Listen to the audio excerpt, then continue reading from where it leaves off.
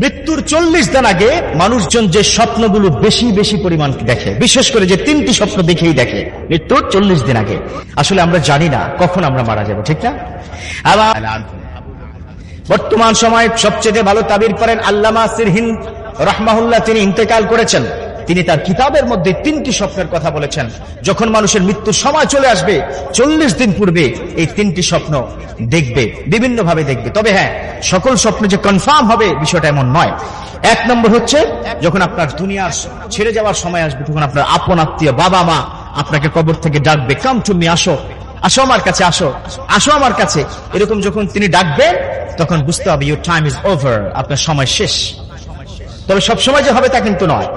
এই জন্য be ready for the death, আপনাকে মৃত্যুর জন্য প্রস্তুতি নিতে হবে। আবার বিষ্ণু বলেছেন মৌতু আন কাবলে তামুত, ও আমার উম্মত তোমরা মৃত্যুর আগে মরো, যাই বিফোর দ্য ডেথ, মরার আগে মরো। কেন? কারণ হচ্ছে মরার আগে প্রস্তুতি নাও। তোমার প্রস্তুতি কি আছে? Are you ready to go to Gabriel? তুমি কি সেই কবরে যাওয়ার জন্য প্রস্তুত আছো? আল্লাহ তোমাকে কি মাফ করেছে কিনা তার কোনো গ্যারান্টি আছে? গ্যারান্টি নেই। অতএব আল্লাহর কাছে ক্ষমা চাইতে হবে। সেজন্যই বলেছে মুতু আন ক্বাবলা তামুত, তোমরা মরার আগে মরো। 2 নম্বর স্বপ্ন, যদি আপনি দেখেন এক দেশ থেকে ফ্লাই করে অন্য দেশে আপনি যাচ্ছেন, অথবা জাহাজে করে আপনি যাচ্ছেন, এরকম স্বপ্ন যখন দেখবেন তখন বুঝবেন যে আপনার সময় খুব বেশি দিন নাই। তবে এটার ভিন্ন কিন্তু হতে পারে।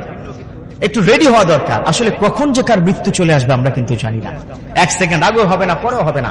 এবং সর্বশেষ একটা স্বপ্নের কথা আল্লামা সিরহিন রাহমাহুল্লাহ তিনি বলে দিয়েছেন, যদি এরকম স্বপ্ন দেখো তোমরা যে তোমার হাতে একটা পাখি ছিল, পাখিটা ছটপট করতে করতে উড়ে চলে গেছে, যদি এরকম হয় তখন বুঝবে তোমার মৃত্যুর ঘন্টা বেজে গেছে। তবে একটা কথা আমি আবারও বলছি, সকল স্বপ্ন কনফার্ম যে হবেই হবে, মৃত্যুর জন্য যে আল্লাহ দেখাবেন এই বিষয়টা এরকম নয়। তারপর আমাদের প্রস্তুত থাকতে হবে, কখন মৃত্যু আসে আমরা জানি না। আল্লাহ আমাদের মৃত্যুর জন্য প্রস্তুতি নেওয়ার সঠিকভাবে তৌফিক দান করুন, আমিন।